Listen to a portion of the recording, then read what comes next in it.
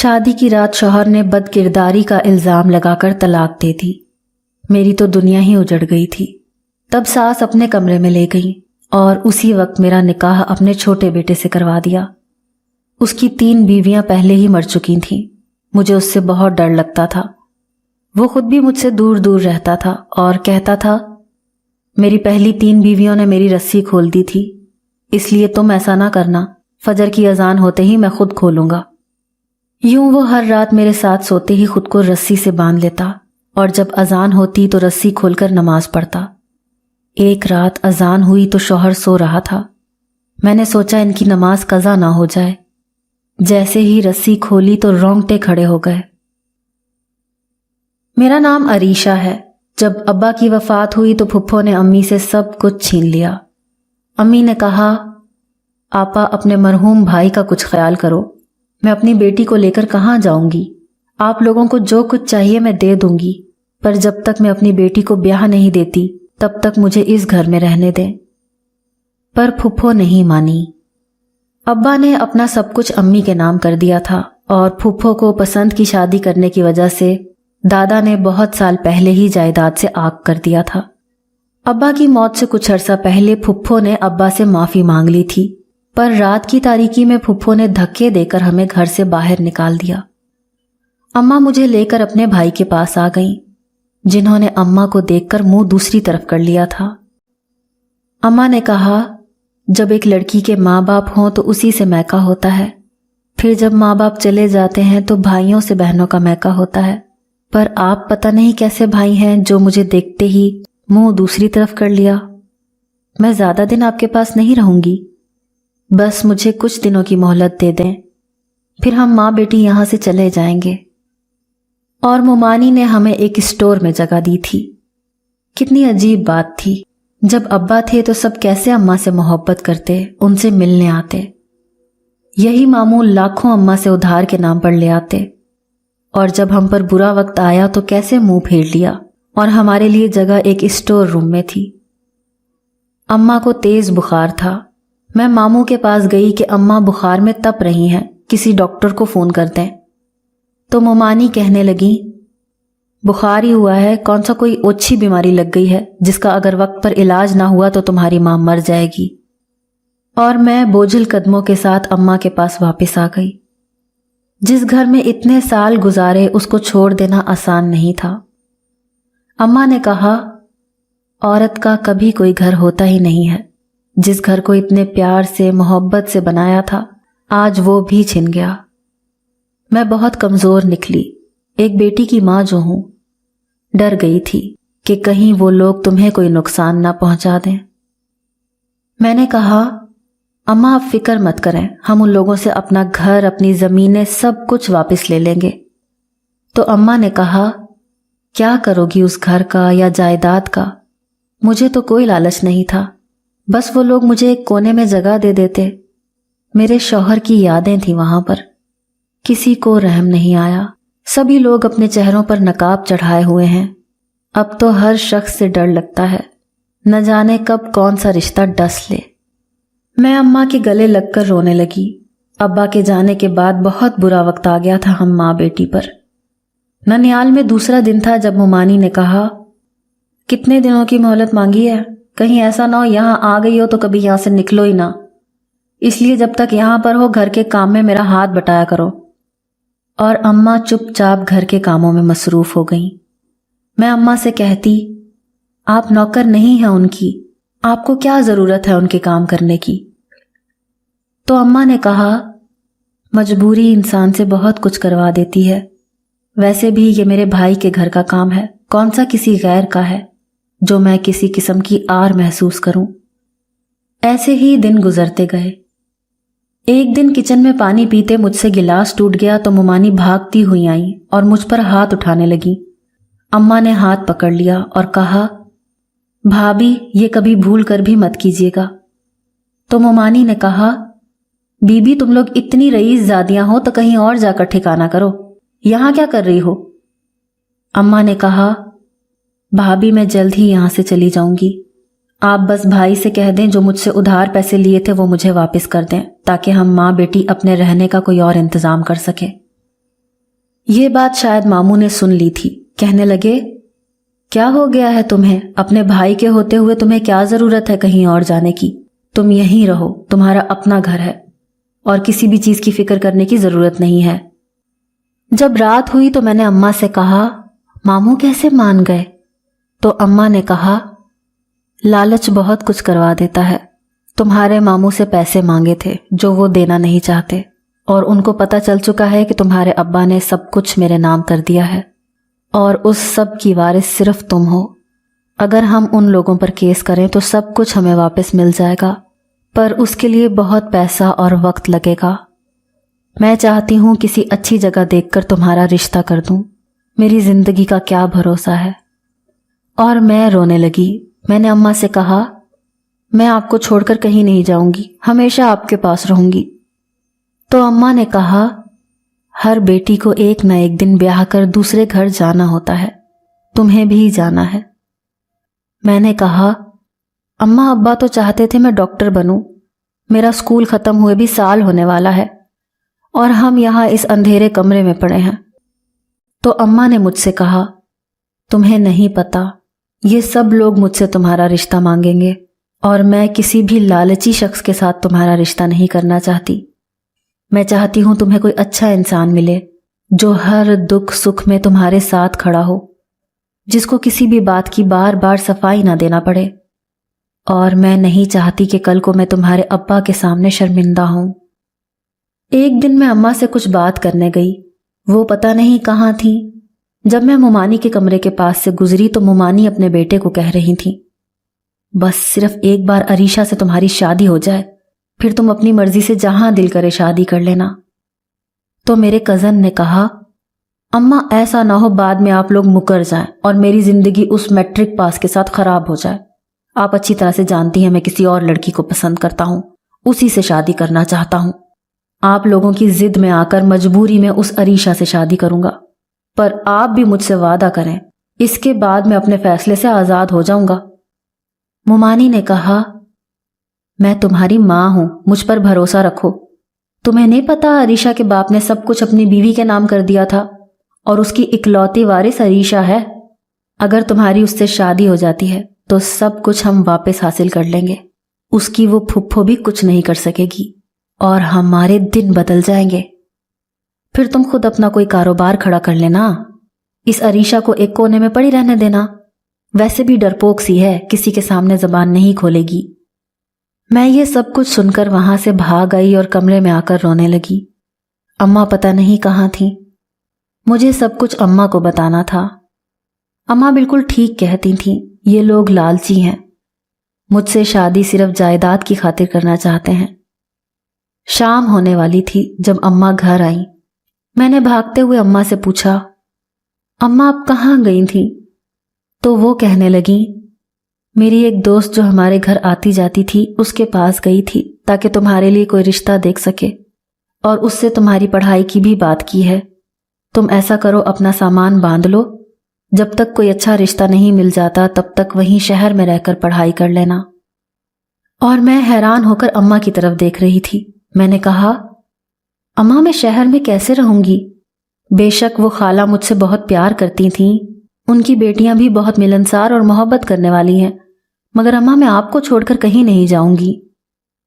फिर मैंने अम्मा को मुमानी वाली बात भी बता दी। तो अम्मा ने कहा, मैं सब जानती हूं, इसीलिए चाहती हूं कि तुम यहां से चली जाओ। इन लोगों को बस यही बताया है कि तुम पढ़ने जा रही हो, क्योंकि तुम्हारे मामू मुझे तुम्हारा रिश्ता बाहर नहीं करने देंगे और मैं तुम्हें सारी उम्र रोता नहीं देख सकती। अगले दिन अम्मा मुझे शहर लेकर रवाना हो गईं। सारा रास्ता रोती आंखों से तय किया था। अम्मा मुझे छोड़कर आ गईं। वो अम्मा की दोस्त थीं, बहुत बार घर आ चुकी थीं, अपनी बेटियों की तरह मुझसे मोहब्बत करती थीं, पर कभी अम्मा के बगैर एक दिन भी नहीं रही थी। कुछ दिनों में मेरा एडमिशन कॉलेज में करवा दिया गया। खाला की बेटी हिना ने मेरी बहुत मदद की थी और मैं उन सब की शुक्रगुजार थी। अम्मा ने कहा था कि वो खुद मुझसे मिलने आएंगी और मैं खुद कभी वापस गांव ना आऊं। रोज अम्मा से फोन पर बात होती और अम्मा कहती, किसी चीज की फिक्र नहीं करनी, बस अपनी पढ़ाई पर ध्यान दो। सब मेरा बहुत ख्याल रखते थे। दिन महीनों में बदलते गए। मैं अब इस घर की आदी हो चुकी थी।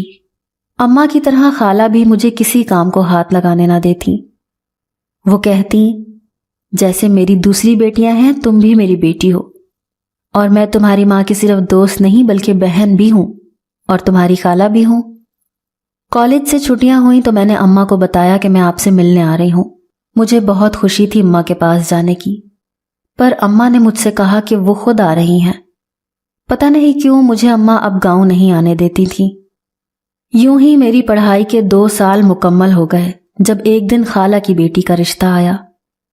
खाला की 2 बेटियां थीं, एक की शादी हो चुकी थी और दूसरी की शादी होना थी, जिसके लिए रिश्ता आया था। मैं हिना आपी की बहुत इज्जत करती थी, पर वो लोग हिना आपी को पसंद करने के बजाय मेरा रिश्ता मांग गए और मैं घबरा गई। सब ने मुझे अजीब नजरों से देखा था। मैं कमरे में चली गई। हिना आपी ने कहा, तुम तो बहुत खुश होगी, मेरी खुशियों को खा गई तुम। अपनी छोटी बहन समझती थी मैं तुम्हें, पर तुमने क्या कर दिया? क्या जरूरत थी तुम्हें मेरे साथ जाने की? मैं आपी से कहना चाहती थी कि मैं ऐसी नहीं हूं, मेरे तो दिल में ऐसा कुछ भी नहीं था। उसके बाद कभी हिना आपी ने मुझसे ठीक से बात नहीं की थी। खाला ने अम्मा से बात की तो अम्मा ने कहा, हिना मेरी भी बेटी है, आप उन लोगों को इनकार कर दें। जब हिना का रिश्ता नहीं लिया तो मैं कभी ऐसी जगह पर अपनी बेटी का रिश्ता भी नहीं करूंगी। मैं आगे पढ़ना चाहती थी जब एक दिन खाला की एक दोस्त आई। वो मुझसे मेरे बारे में पूछने लगी।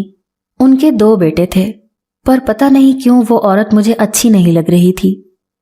जब उसने रिश्ता मांगा तो खाला ने अम्मा से मशवरा किया और मेरा रिश्ता तय कर दिया गया। हिना आपी का रिश्ता भी बहुत अच्छी जगह हुआ था। एक ही दिन हमारी शादी थी। हिना आपी ने मुझसे माफी मांगी, कहने लगी, मैं गुस्से में बोल गई थी, मुझे माफ कर देना। मेरे ससुराल में बस 3 ही अफराद थे। मेरी सास मेरा बहुत ख्याल रखती, पर मेरा शौहर सारी सारी रात घर से बाहर रहता। फिर मुझे पता चला मेरे देवर की पहले 3 शादियां हो चुकी हैं और उसकी बीवी मर जाती है।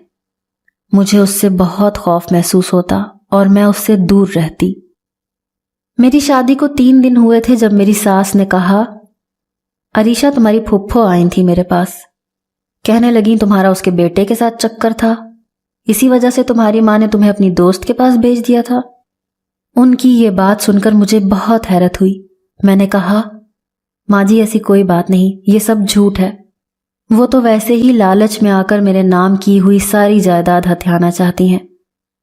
तो मेरी सास ने कहा, तुम्हारी भी ख्वाहिश होगी उन लोगों से सब कुछ वापस ले लें। मैं आज ही तुम्हारे शौहर से बात करती हूँ, उन लोगों पर केस करते हैं। अब तुम्हें घबराने की जरूरत नहीं है। मैंने ये बात अपनी अम्मा को बताई तो वो कहने लगी, वो सब तुम्हारा हक है, अगर तुम्हारे ससुराल वाले उनसे वो सब चीजें वापस ले सकते हैं तो ये अच्छी बात है। और मैं खामोश हो गई। दिन गुजरते गए। मुझे अपने शौहर की आदत पसंद नहीं थी। वो अक्सर रात को लेट घर आता और फिर सारी सारी रात फोन पर लगा रहता। मैं बहुत कोशिश करती अपने शौहर के दिल में जगह बनाने की, पर वो मुझ पर गुस्सा करने लगता।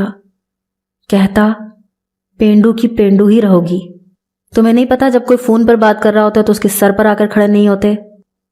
मैंने कहा, मैं आपकी बीवी हूं, मेरा हक बनता है मैं जान सकूं कि आप हर वक्त किस से बात करते रहते हैं और काम भी कोई नहीं करते, जबकि आपका अपना छोटा भाई वो भी नमाज पढ़ता है और जॉब भी करता है। तब शौहर ने मुझ पर बदकिरदारी का इल्जाम लगाकर तलाक दे दी। मेरी तो दुनिया उजड़ गई थी जब सास अपने कमरे में ले गई और इद्दत खत्म होते ही मेरा निकाह अपने छोटे बेटे से करवा दिया, जिसकी 3 बीवियां मर चुकी थीं। मुझे उससे बहुत डर लगता था।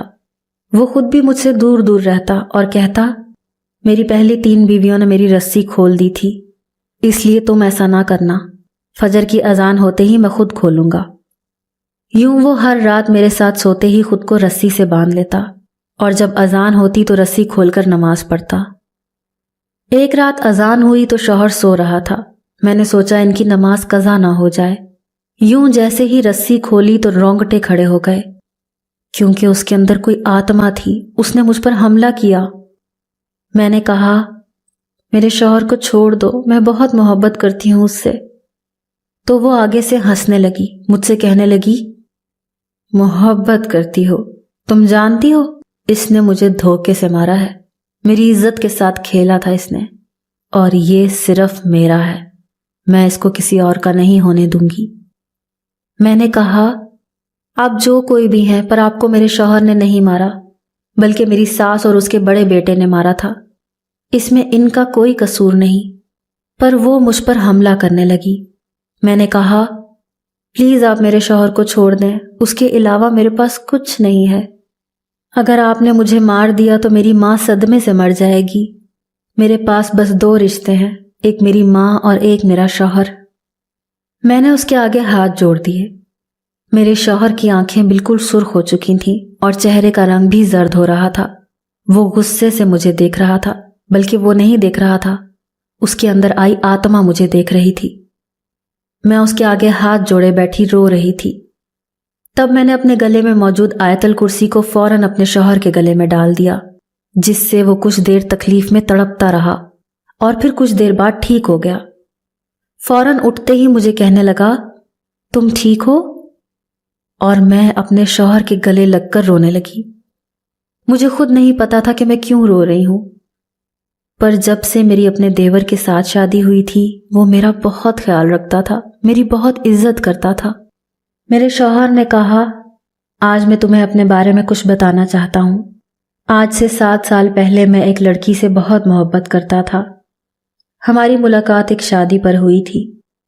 वो लड़की जोया अब्बा के दोस्त की बेटी थी और हमारे दरमियान फोन पर बातचीत होने लगी। फिर हम इकट्ठे जॉब करने लगे और एक दिन मैंने घर आकर मम्मा से कहा कि मैं अब शादी करना चाहता हूँ।